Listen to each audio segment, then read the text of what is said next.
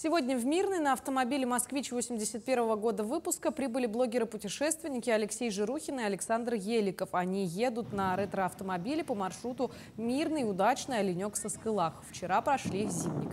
Блогеры любят ставить рекорды и составляют уникальные арктические маршруты. На машине добираются до таких труднодоступных мест, куда еще не доезжал легковой автомобиль. Вот и в этот раз пытаются показать, что до большинства мест в нашей стране можно добраться на обычной машине, и дороги это позволяют. А это большие возможности для путешествий.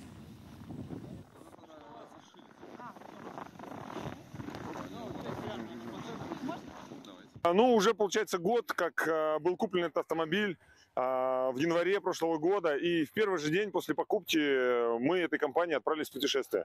Машина была куплена за небольшие деньги на Авито в Челябинске. Из Челябинска мы поехали в город Тверь. И сразу же начались поломки. То есть, потому что машина это именно была цель, чтобы купить и в этот же день отправиться. Но цель какая? Цель показать, что можно по нашей стране, и не только просто по дорогам общего пользования, а в том числе и по арктическим регионам, по северным регионам, по отдаленным регионам, по Дальнему Востоку, именно ездить на любом автомобиле. Как раз таки на таких автомобилях, на старых советских недорогих автомобилях, ты понимаешь, насколько Россия открыта, душевна и гостеприимна. Потому что, когда ты едешь на дорогой иномарке, ну, это одно. А когда ты едешь на такой машине, люди просто с горящими глазами, они вспоминают свое детство, вспоминают свою молодость, вспоминают своих дедушек, бабушек, отцов.